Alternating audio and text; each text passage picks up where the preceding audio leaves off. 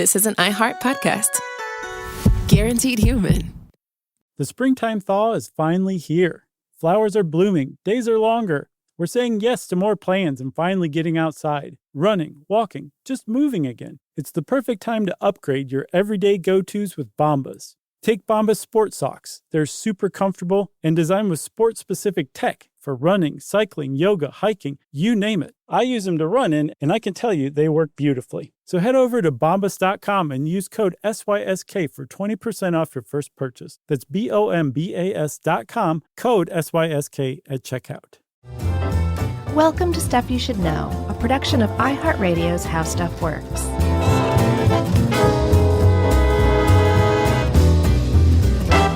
Hey, and welcome to the podcast. I'm Josh Clark, and there's Charles W. Chuck Bryant, and there's Jerry over there. And this is Stuff You Should Know. I actually had the frog in my mouth. That was real? It was a real frog.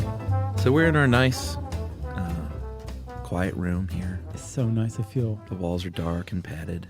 ensconced in love. And our chairs are comfy. It doesn't smell that much. Jerry's food isn't as stinky as usual. Actually, it's funny. You stayed in here when I went to go get a drink to come back. It smells pretty palak paneer-y. Like you can distinctly. The palak paneer is a good smell, though. It is. Maybe I'm just used to it. It's a good smell in like a restaurant or your dining room at your home or kitchen. Yeah. In the studio, it's a weird smell. You know what kind of food Jerry hates? American food. I know. She hates American food. She does, man. She's always eating great food from all over the world. That's yeah. Good job. So, Chuck. Yes. We're talking today about psychology, but not the head shrinking, more the head expanding variety of psychology. Don't shrink that head. Blow it up. Because psychology over the years has really kind of increased its scope further and further out of your noggin.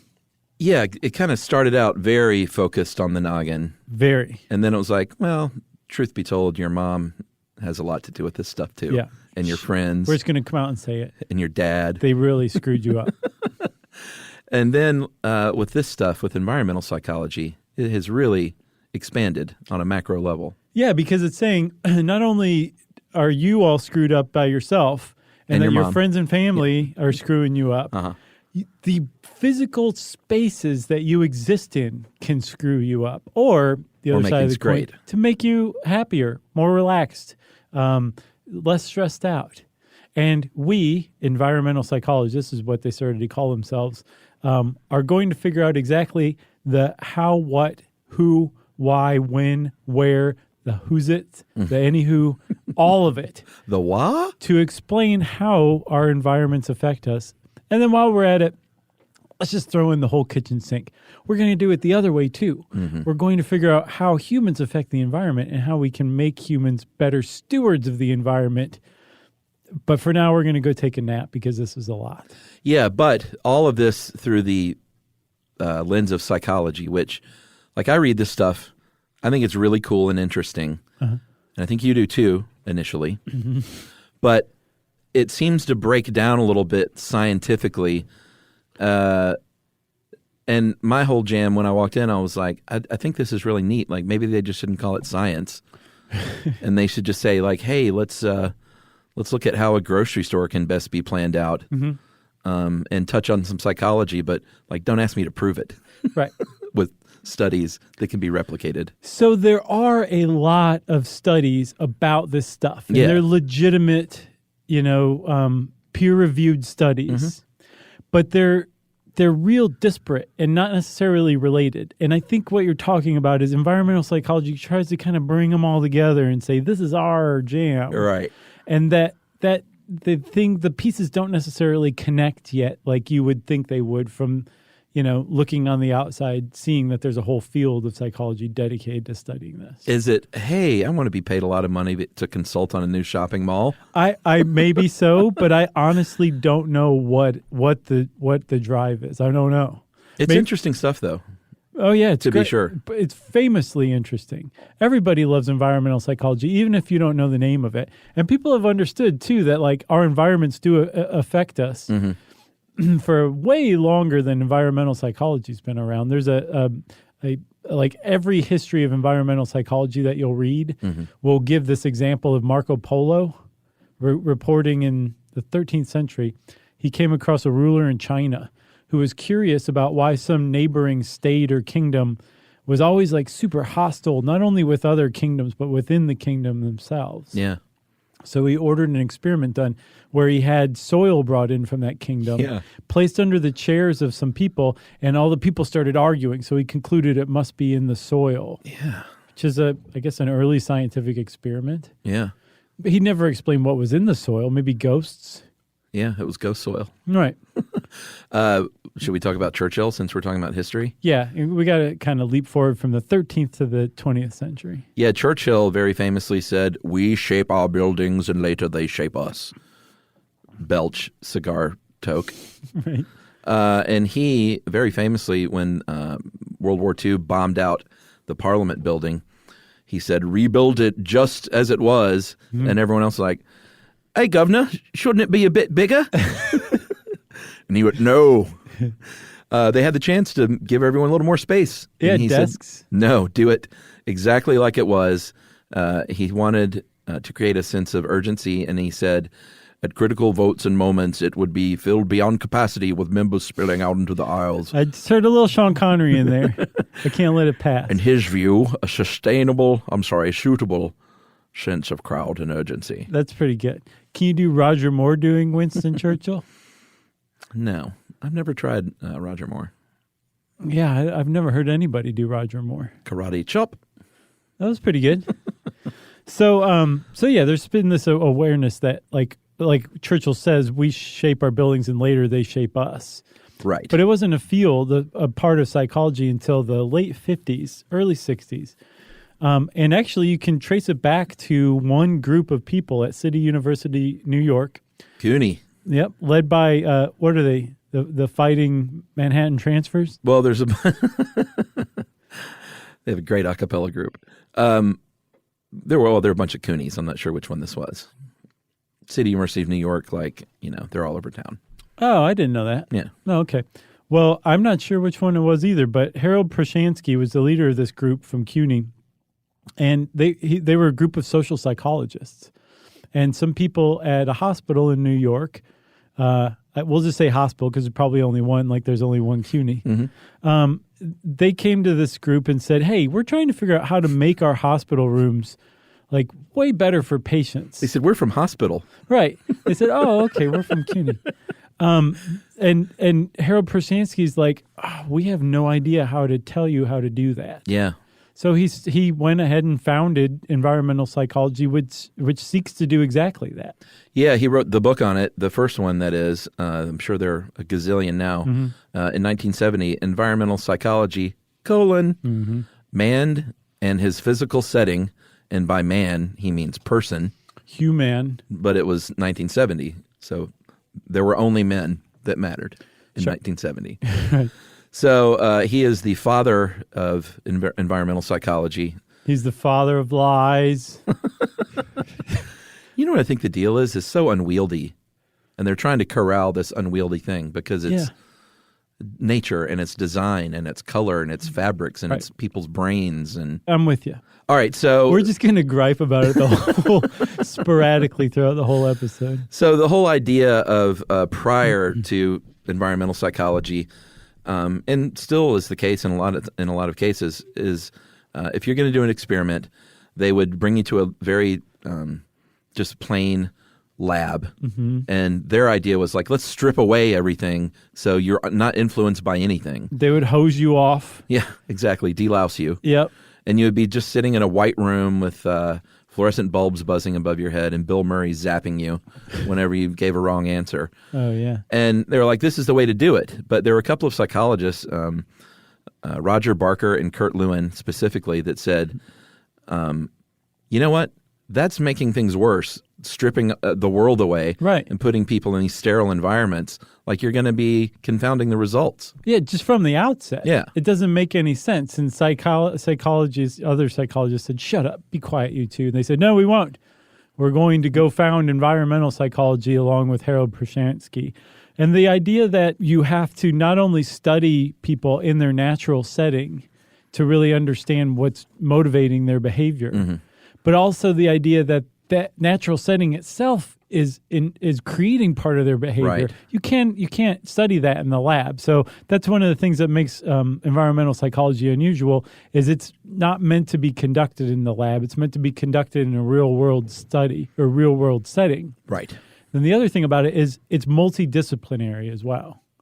Unwieldy. It is. Some would say inclusive, but unwieldy also works as well. Yeah, because what they're looking at is what they call molar units, which are very large scale. We're talking about communities, neighborhoods, maybe your house. House or room is probably about the smallest thing, wouldn't you think? Yes. Or maybe your personal space. They seem to have adopted that as well. Yeah, it's all over the place. And it covers every angle that you can think of in terms of how you interact with your environment. Like we said, like spatial planning and lighting, ergonomics, acoustics, color, empty space. Yeah. Imagine that. Yeah. That's a brain buster right there. It is. And so what they're studying, what environmental psychologists study, are what they call transactions. And this has been a particular bone in my craw. I've never once seen someone concretely define what a transaction is. I would guess that it's a transaction is just how you transact and interact with those things, right? But exactly how? Like a transaction, and I'm totally pulling this out of my keister. Well, then you're an environmental psychologist. But a transaction might be like when you walk into a room and sit down in a chair. That's probably a transaction with that room, right? Maybe. Sure. Why not? Okay. But my question also is like, okay, if you sit quietly in a room for an hour, is that a transaction itself? Or is that hour made up of much smaller transactions, like you stirring in the room because the concrete floor is making your butt fall asleep? Maybe it is a bunch of or transactions. you start to get scared because you hear a weird noise, and like all of the things that happen over the hour. Are those transactions, or is the whole thing a transaction? I've just never heard it concretely defined. Gotcha. And it kind of drove me crazy because I really looked for a solid definition of it. But just suffice to say that in the field of environmental psychology, what they study are transactions, which means your interaction with the environment. Right. And hey, let's just go ahead and say it. The environment's interaction with you in return. That's right. I'm sorry. I'm glad you're crabby about one. That's usually my role. You know? I'm happy to take it over this time. So where you first started seeing the impact of environmental psychology was in architecture. And this has been going on for decades, basically, and it makes sense. This part makes the most sense to me. Yeah, like when you transact with a building and a lobby or an elevator or a staircase or an office or Airwolf. or the concierge desk in a hotel. Uh-huh. Like all of this stuff there's always been a lot of thought, probably before they even called it environmental psychology. Like, how do people interact with this when you walk in? You want people to be feel good and understand where things are. Mm-hmm. But there's a balance that has to be struck, though. I don't know if that actually did exist before environmental. Oh, really? I think that may have been a contribution from the field. Yes. I mean, yes, I'm sure there was some design or something like that, but the ideas, what you just said, seems to have really been helped along by the field of environmental psychology. No, you might be right, because that's what's called bottom up. Like, let's really think about how people interact with this environment, and whereas before it was top down, like, let's just build this beautiful building. Right. And it turns out it's really confusing. Yeah. Because we didn't think about people. No, and there were actually two big things that happened in the 60s. Well, one in the 60s, one in the early 70s, that kind of said, oh, wait, our environments, our physical spaces really do affect us, and they can have really negative effects too.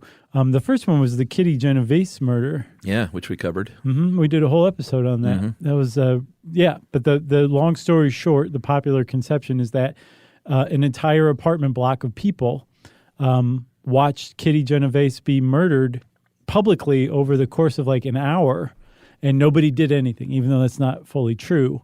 But the reason that they didn't do anything is because they were all isolated from one another. They all figured that somebody else was going to call. Mm-hmm. Their architecture messed with their brains and made them less compassionate or Separate at least. yeah, Yeah. than they would have been maybe if they lived out in the country or something like that. That Right. was the big first one.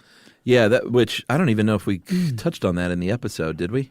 I think maybe. If not, Maybe. we just did. All right. Consider that a follow-up. The other one was this housing complex in St. Louis in 1972 that was built called Pruitt-Igoe. And it was built in 1956, 2,870 units in 33 11-story buildings. Yeah. It was a very big deal because it was touted as being this progressive, really modern place for a housing project. And people are going to be living in this modern space, and it's going to be amazing. And that's going to make a big difference in their lives. Yeah, it was actually, I looked all over for what magazine it was, but some architectural magazine named it the best high apartment of the year while it was being designed. And the idea was, like, here, we're going to give you this amazing place to live, low-income, downtrodden St. Louis people, and you are going to be able to raise yourselves up out of poverty. Right. Just by living in a nice new high-rise. This gift from the gods of architecture, basically. Right.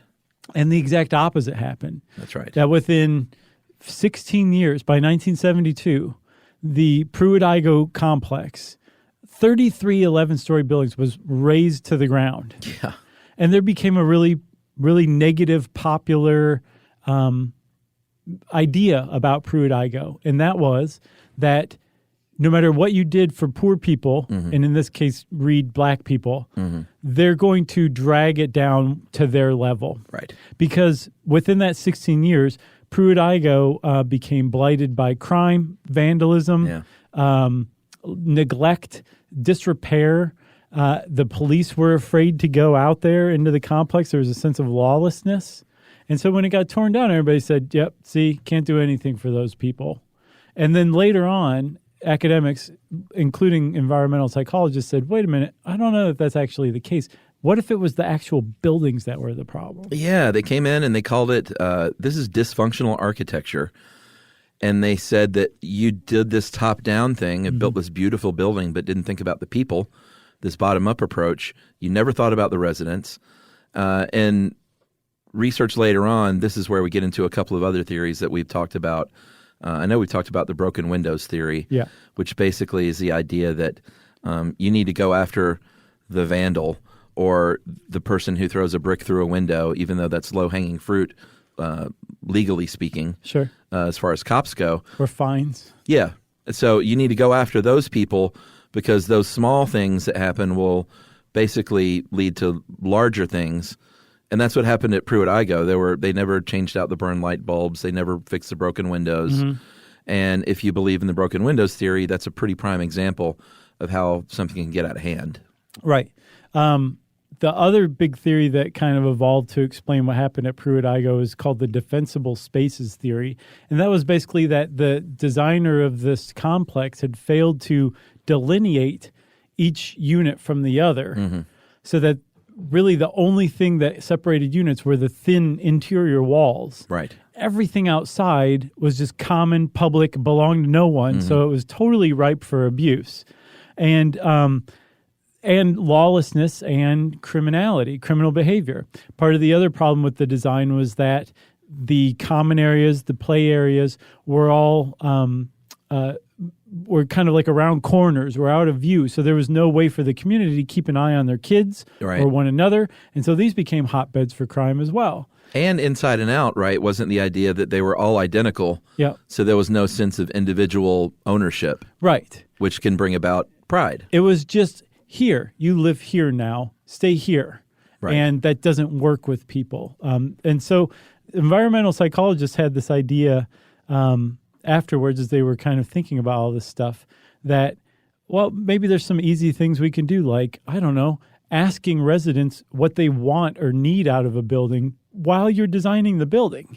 Right. Or if something doesn't work out or is working out okay and people are moving out, interview them then and say, hey, what'd you like about the place? Right. So what did you hate? And those are, like you said, low-hanging fruit, but that's the kind of thing that actually can help make a building successful and give people a sense of ownership.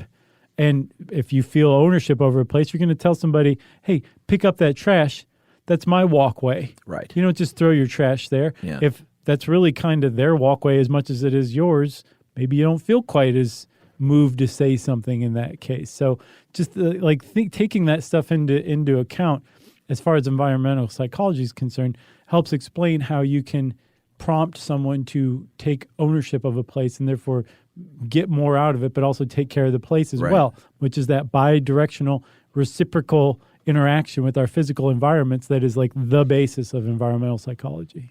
All right, let's take a break here. This is dense. Yeah. We'll be back right after this.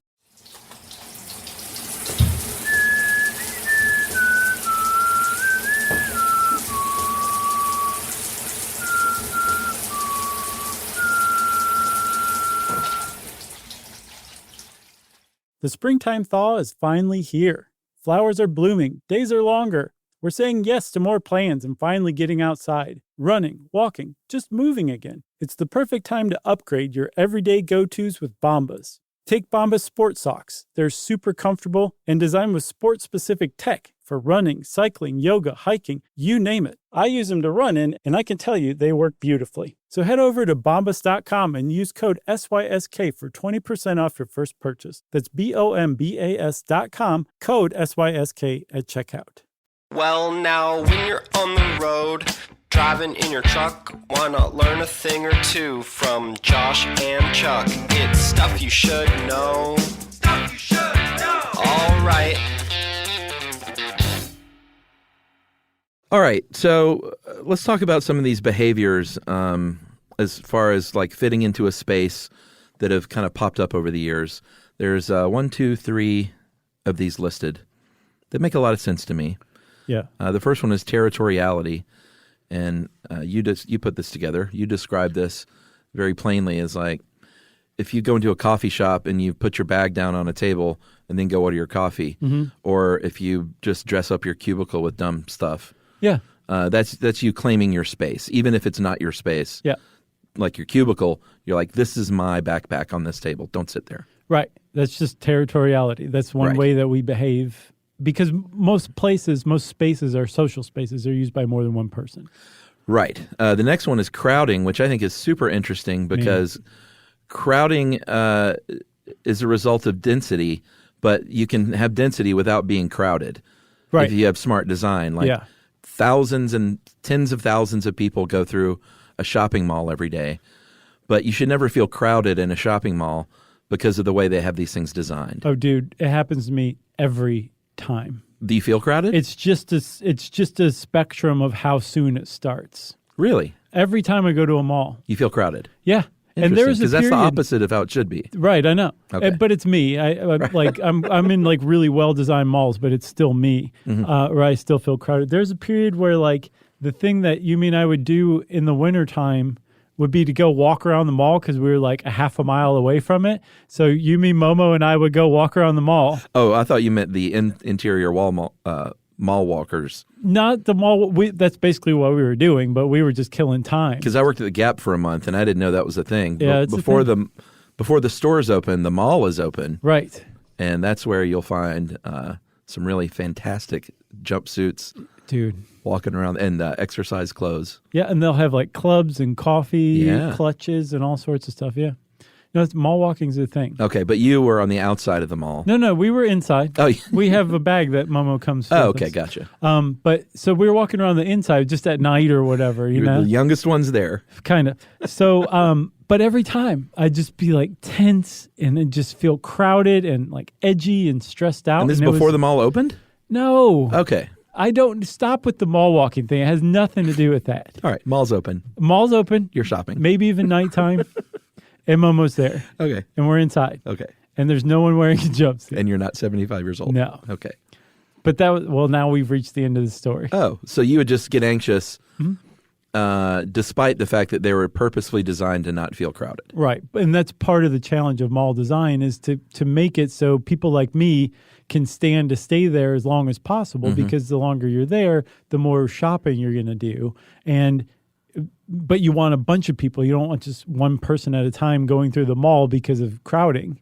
You want a bunch of people, so you want to juggle how to get all those people in there shopping at the same time without making one another feel crowded. How are you at genuine crowded things like sports games or concerts? And It's about the same. oh, really? Interesting. I think because in a situation like that, I'm going into it expecting it. Apparently, it surprises me every time I'm at a mall. Will you leave a concert early or wait for people to file out a little bit before you, or are you in the middle of that like elbow to elbow, It's hit or miss. butt to crotch scene? It changes from. It depends on how relaxed I'm feeling. Okay, and if like that they're gonna like play the big song and the last song. Oh yeah. Yeah, usually I don't like sitting around for the encore, but if it's the song that I came to see, I'll do it. Right. You're at the who's the German techno group? Skinny Puppy? No, so you're at a Kraftwerk show. Uh-huh. I've actually been to see Kraftwerk. I know, and you're like, I really want to leave, but they haven't played Liverwurst yet, which is their best song. I don't think they have a song called Liverwurst. No, I don't think Schnitzel? so. Maybe Wiener Autobahn. Schnitzel. Yeah, Autobahn they definitely do. We saw them at the Disney Concert Hall in Los Angeles. It was amazing. I never went there, or maybe I did. I saw an opera there, It'd be a good place for that. and we left early. Oh, really? You didn't wait for the encore? Nah. We saw Skinny Puppy, too. Who, by the way, I think they're from Washington State, not Germany. But we had to wait for their encore to see, like, their big song, Smothered Hope. They waited till the encore. I know that they do that every single night. Sure. Even though it's Skinny Puppy and that's not really their thing, they still do it. All right, so that's crowding. You all right? Mm-hmm. There's 3 of us in here. How do you feel? I feel fine now. You guys make me feel very relaxed. Oh, that's nice. So privacy is the last one, and that's, people want a private space, but there's a subset of that called personal space, which is not the same thing as privacy. Mm-hmm. Personal space is, what do they define it as? The 1.5 to 4 feet around you in all directions. Right. There was an anthropologist actually named Edward Hall who came up with that. I'm big on personal space. Uh-huh. One of my big pet peeves is being online for anything and feeling... In-line? Online's different. Online is what you say in New York. Okay. Feeling someone like kicking my heel or breathing down my neck. Mm-hmm. I'm always just like, you're not going to get there any quicker by breathing on me, dude. Please back off. Are they frauderists? Have you ever considered maybe you're being the victim of a frauderist? I'm not sure. Subway creep? I don't know. I had a situation a few weeks ago. Geez, should I even talk about this? Oh, boy. I like where this is going. All right, I'll go ahead. I was in a grocery store, and I was really motoring because I was just going to get a couple of things, and I wanted to get out of there. Mm-hmm. And I went and I cut through what usually is the sandwich line, of which there was none at the time. Mm-hmm. In the deli, like... Yeah, but it's a little sort of narrow space where you stand in line. Okay. It's like roped off. Yeah. And I kind of cut through there because there was no one there. And as this kid was ducking under the little rope, and I just sort of shimmied by him and did one of those like, woo, went by the kid. You did a Ric Flair thing? No, I didn't say a word. Okay. But I come back 5 minutes later, and this kid's mother like starts yelling at me that I shoved her kid. Oh. And I was like, first of all, I sort of looked around, I was like, me? And she was like, yes, you shoved who I am? She shoved my kid. Yeah. Or you shoved my kid. I was like, no. I said, I didn't shove your kid. And she was like, I saw it. And the kid was like, yeah, you did. And I looked at him and I was like, I didn't say it out loud, but I was like, you liar. I did not touch you. And I started again to say, no, I didn't. I swear I did not touch your kid. And she was really adamant, and people started looking. And I knew the only way out of there was just to, and I'm a big justice guy, so this really was hard for me. Yeah. But just say, ma'am, if I did, I'm really, really sorry. Oh, I have a small child. I was not aware that I did, but I clearly did, and I'm really sorry. And I was like, because I was waiting for a cell phone to come out, Right. So I was like, the only way out of here is just lie and say, yeah, I shoved your kid and I'm sorry. You're like, I have a small child who I shove all the time, and she doesn't tattle like your little kid. It was really upsetting because it was getting out of hand. I was like very upset for the rest of the night. How are you feeling now? I'm okay now. Recounting it. I didn't shove that kid. I believe you didn't touch him. I'll bet every single person listening believes you.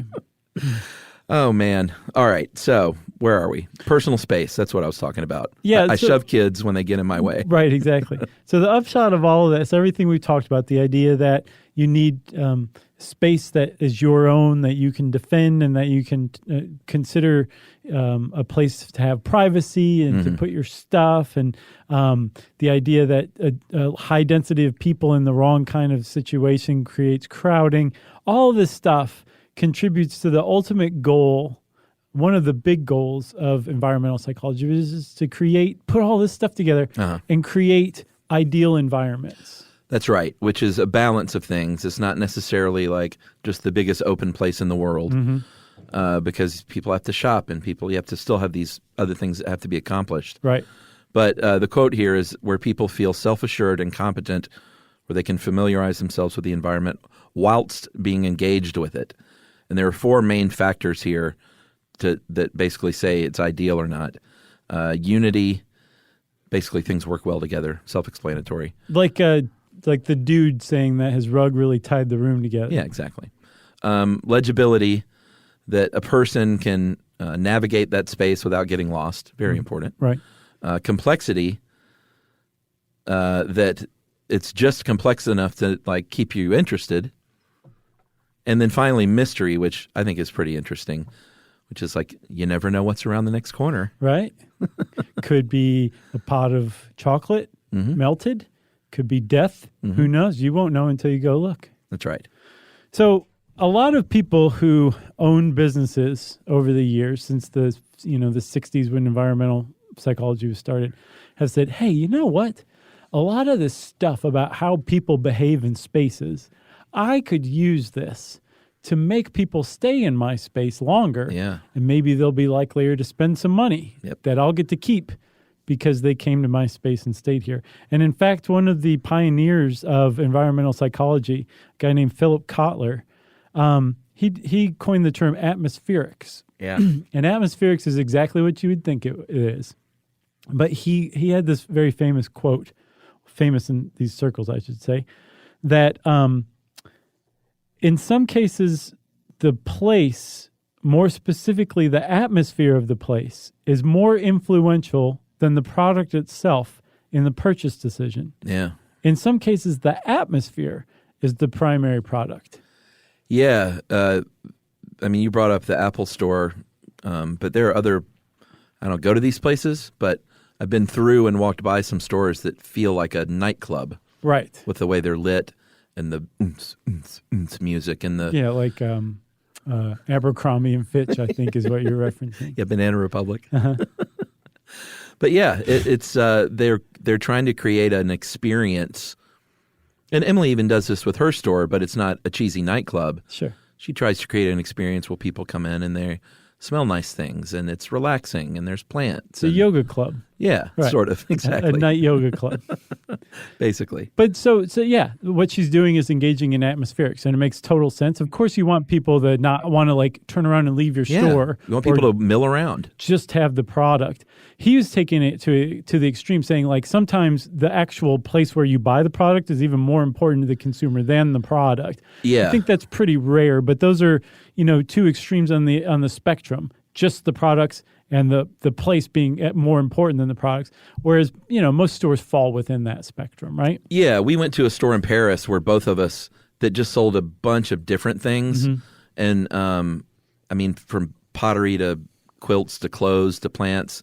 And we were both like, I never want to leave this store. Oh, wow. It was just so awesome on every level. So, like the store itself, the atmosphere made you want to stay? Yeah, the design of it, the mystery. I wanted, because they had, go up these stairs. What's up there? I see a light shining around that corner. There's like what the heck is that? A bloody candlestick on the stairs. You're like, what's up there? I wish I could remember the name of this place, man. It was just like everything about it was perfect. Okay. For us. Well, we'll buzz market it sometime when you got it. No, that's right. But one of the places that has really kind of is posed itself as a really great example, an understandable example of atmospherics and how they can be used to kind of work its mojo on our brains are casinos.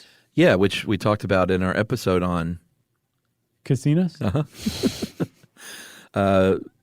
Here's the deal.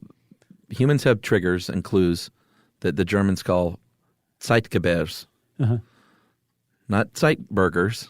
I want to say it so bad. Right? Every time. Time giver is what that literally translates to, or okay. synchronizer. All right. And this is like these triggers that we use are how we adjust our biological clocks.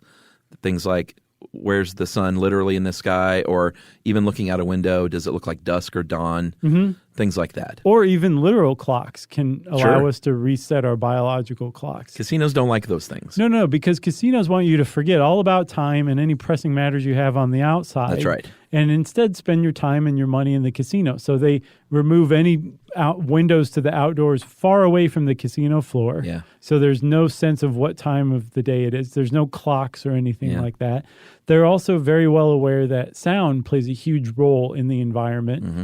So in any casino, you will hear all sorts of dinging and buzzing and I hate bells that and stuff like that. Yeah. But it's a constant. It's constantly going on. Yeah. And then when somebody wins, it rises so much so that everyone in the casino knows somebody just won. But the fact that the dinging and buzzing is always going on to some degree Right. makes you think without thinking that winning is always going on because you've associated these sounds with winning and it's constant. So people must constantly be winning here. Maybe I should play some of these slots. Yeah. You know, the one thing I notice in Vegas is the casino doors are never closed to the outside. Mm-hmm. So if you're walking around and it's 110 degrees in Nevada, which could be the case in Sure. any given month, Yeah. you walk by that casino and it's just, you get hit with a wave of air-conditioned air Yeah. like you've never felt before. And you're like, oh, maybe I should go in there for a little while. Oh, totally. You want to go in there just to cool down and like, well, I've got $5 in my pocket. Might as well give it to the casino. Right. And then you get a snoot full of like raw cigarette smoke and you're like, oh, I think I'll go back outside. Awful. It's pretty bad. What else, though? Mystery, that's a big one in casinos. Yeah, so we should talk about the actual layout of the casino floor. We talked about legibility and Yeah. how you should be able to find your way around. Casinos deliberately make their casino floors illegible so that you just kind of wander around. Like there's a general sense of the direction you want to be going in. It's not like they want you to get lost because once you get lost, Yeah. you're in trouble and you don't want to do anything. You want to just get out of there. They want you not to literally get lost, but figuratively get lost Right. in the experience, like where you're okay with wandering and meandering. Right. So they make it so you're just kind of meandering, like you said. There's like little offshoots that are like, oh, what's around this corner? Oh, more slots. Maybe I'll play it. What a great little thing to find. For the venues and the restaurants, they're placed along the back of the casino floor so that if you're coming just to go to dinner there, Yeah. you have to go through the casino and wander around and maybe play some slots. Sure. And then, like I was saying, though, they don't want you to get lost or feel lost because environmental psychology has identified a condition called spatial anxiety. Yeah. Where once you're like, wait, which way do I go? You don't want to party. You don't want to gamble. You don't want to shop. You don't want to do anything but get out of there. So they walk a really fine line here and deliberately confusing you with the layout without making you anxious.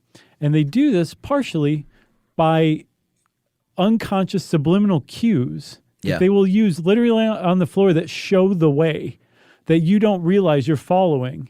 But if you stop and look down at like a casino floor or an airport floor or something like that, you'll notice that there's probably a different color something Yeah. that is leading you in the path that you're interesting. really supposed to be going on. Yeah, whether it's a different color carpet or maybe a runner in the center of a carpet that stands out. Yeah.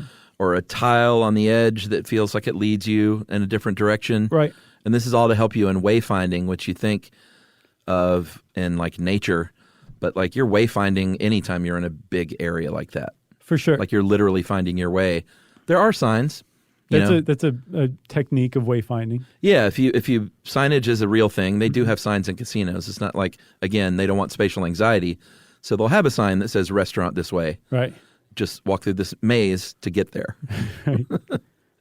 But your steak is waiting on you. For $3.99. That's not the case anymore. No, it used to be though, right? Yeah, back in the old $3.99 days. prime rib. That's right. All you can eat. So the one thing is signage. One thing is like actually putting a line on the floor that Yeah. you don't realize is there. Like you're not. It's not supposed like to an be arrow. Right. Like I'm lost. Let me look down at the floor and see which way to go. Right. You're not even aware that you're picking up on that and following it. They've also figured out that lighting can do the same thing too. Sure. next time you're walking down a bright main corridor, look up and realize that you're following very bright light. And that along some of the corridors and hallways that you're not supposed to be down, the lighting's not nearly as bright. Right, or an information desk or a concierge or a something like that. That's always got those, like usually can lights pointing straight down saying, come over here, I'll help you out. Right. So what's really, really interesting to me, Chuck, is I didn't see anybody being like, this is the next step. This is the next horizon for environmental psychology, although I'd be surprised if it isn't. But all of these findings, all this stuff that we've just talked about, wayfinding, things like cognitive maps, spatial anxiety, all this stuff appears to translate fully to virtual environments.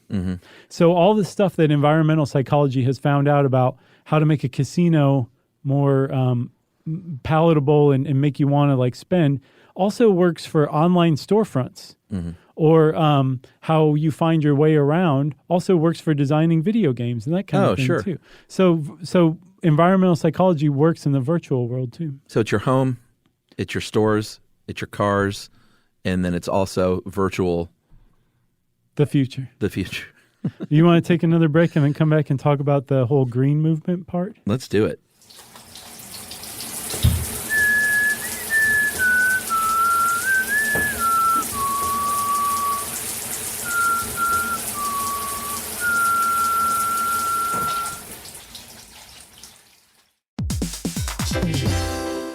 So you're considering getting a home security system, but you want something that fits your space. Well, with ADT Blue, it's easy to customize a system that's right for you and set it up yourself. Just pick the kit and monitoring system that makes sense for your home. Yeah, well, let's say you're worried about package theft right off your front porch. The ADT Plus app can walk you through setting up a new doorbell camera kit. Once it's installed, ADT Pros can help you keep tabs on it 24/7, or you can manage it yourself from the ADT Plus app. That's right. There are no long-term contracts, so you can change your monitoring plan whenever you want. The flexibility doesn't end there either. You can add to your system as you need with things like extra cameras or motion sensors. Some life decisions are hard, but thanks to ADT Blue, you can get DIY trusted ADT home security in a snap. Head to ADT.com/BLU to build your system today. And to find out more about home protection, check out a new episode of Grown Up Stuff with security expert Joe Mazza out on June 9th.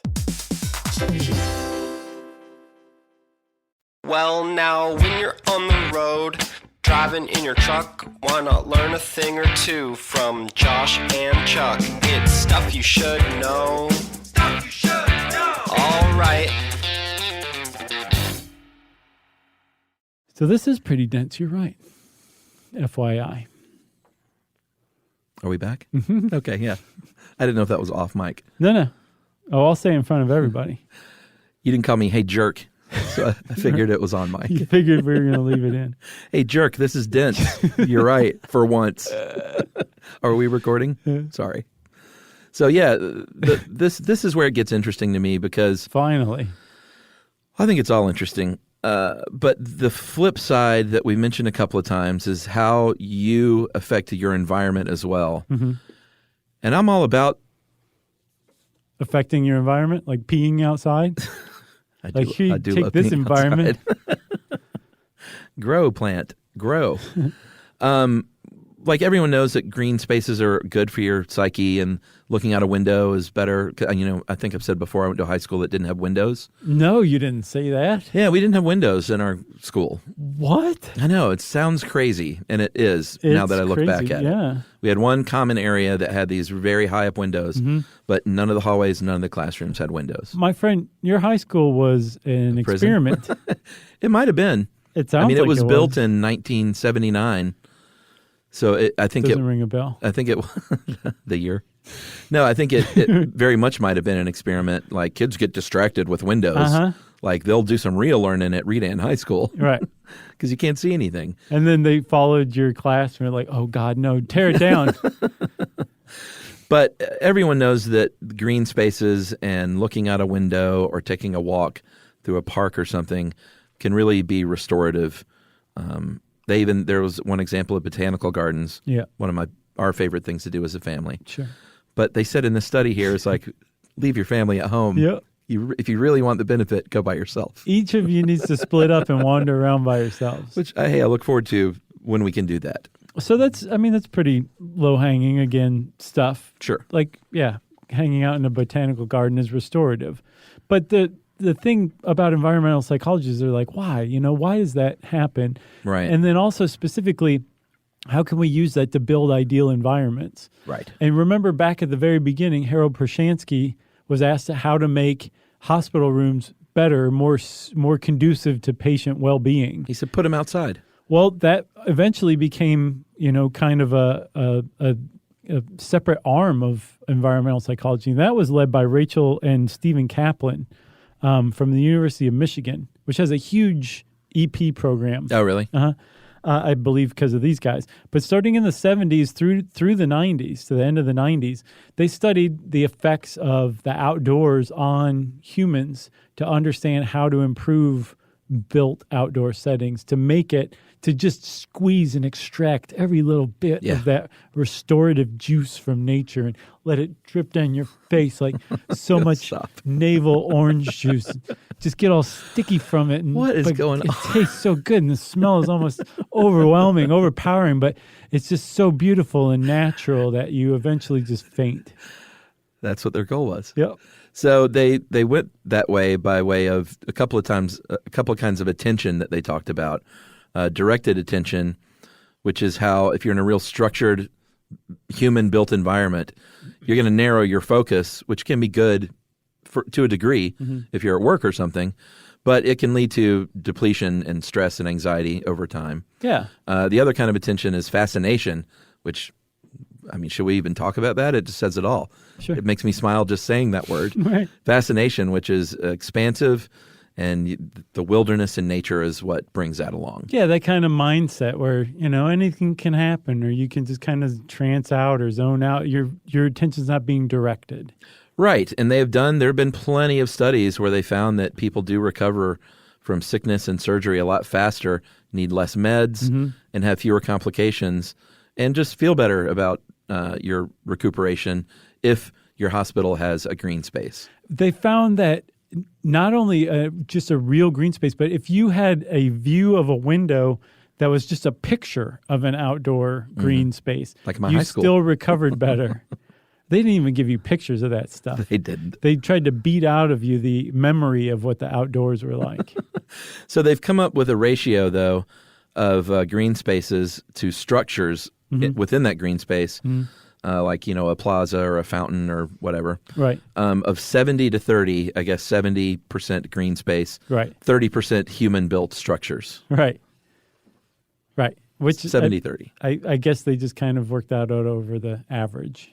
Yeah, but I think that's a cool thing to know if you're planning a green space, is there's actual science behind it? Well, yeah, and even if there's not necessarily science behind how restorative it is, which there is increasingly, the opposite is definitely well proven, where sensory deprivation drives us nuts very quickly. Yeah. Sensory overload does as well. There was this 1972 study published in the Journal of the American Medical Association that found that patients began to exhibit the symptoms of schizophrenia, especially disordered speech, after just a 43-minute movie that was highly intense in sound and color.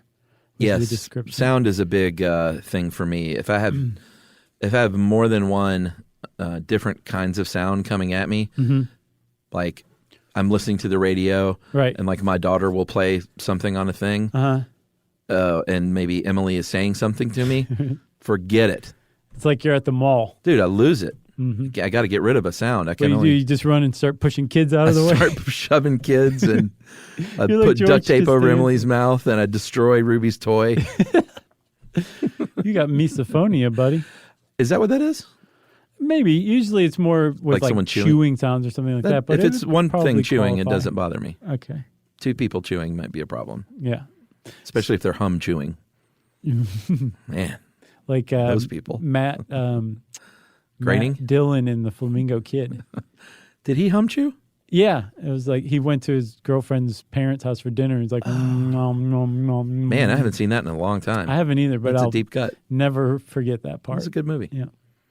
So one of the big challenges now that environmental psychology has taken on is this idea that they got to figure out how to make people want to take care of the planet more. Right. And they're figuring it out, but basically all they're doing is repurposing social psychology and its findings on consumerism and redirecting it toward more conservation-minded stuff. Yeah, which is interesting. Like the finding, like some people like new things. So if you present something as new and novel and nobody's adopted it yet, some people will say, "Oh, I want to try that." Right. Other people are more competitive, where if they find out Shelbyville's about to win a recycling award, Right. they're going to redouble their efforts so their town wins it. Or if this celebrity endorses this product, that's sort of an obvious one. Sure, like James Spader wears sustainably sourced suits that are made of recycled tires. Does he really? No. Okay. I read that and I was like, good for you, James Spader. Right. It made you want to wear a suit like that, didn't it? I wondered how you would make a rubber suit that was comfortable and fashionable. The frauderists love it. But there's a big debate over whether that is really part of environmental psychology or if it's taking too big of a bite. And in the 90s, something called conservation psychology came along, and it wants to do the same exact thing. And there's also ecological psychology that wants to do the same thing. So there's a big leg wrestling match going on. And that guy, Philip Kotler, that you referenced earlier, the guy who was like, how can we better sell things to people? He is now kind of going the way of environmental psychology with making things greener, right? Right. He's flipped. Yeah. So Well, even not if they are necessarily trying flipped, to, right, he turned into a dirty rat. Even if they are trying to nudge us into that behavior, it's tough to fault them for nudging people toward pro-conservation behavior. Yeah. So that's environmental psychology, everybody. That's what we found out about it.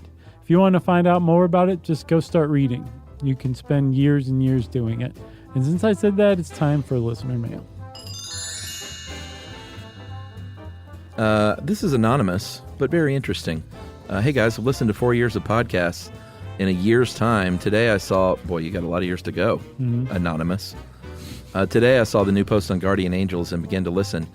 And about the 15-minute mark, Chuck says, the guy gets a job at McDonald's in the Bronx and says, the McDonald's late night scene in New York City is still nuts, but you're not getting murdered, but it is crazy town. I stopped immediately and replayed what you said because I couldn't believe it. My uncle was murdered last year at McDonald's in the Bronx. I couldn't believe it. Did you read this one? Yeah.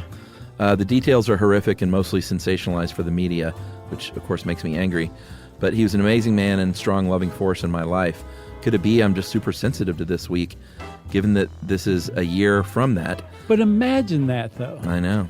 Imagine being anonymous like this. What are the chances that you would even say that and the podcast would be published almost exactly a year later? I remember listening to a podcast where he talked about when people see their numbers, like 1111. What's the name of that? The 20, Bader Meinhof? Oh, yeah.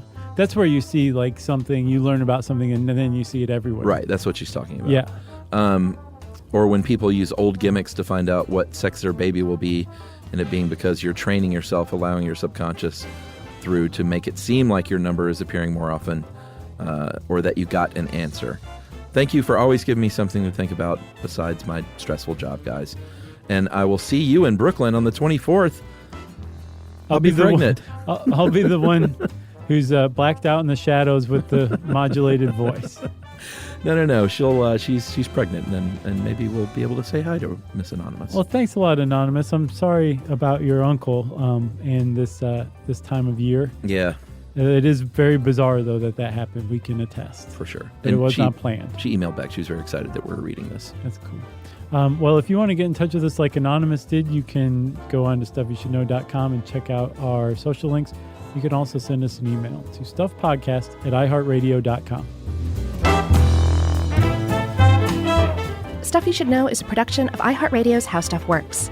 For more podcasts from iHeartRadio, visit the iHeartRadio app, Apple Podcasts, or wherever you listen to your favorite shows.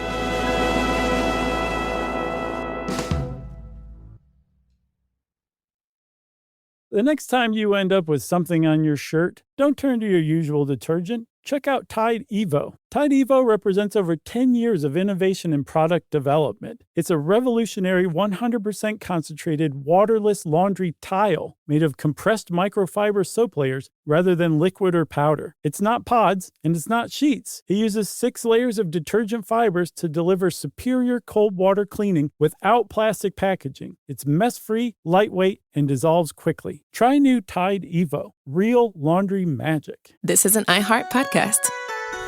Guaranteed Human.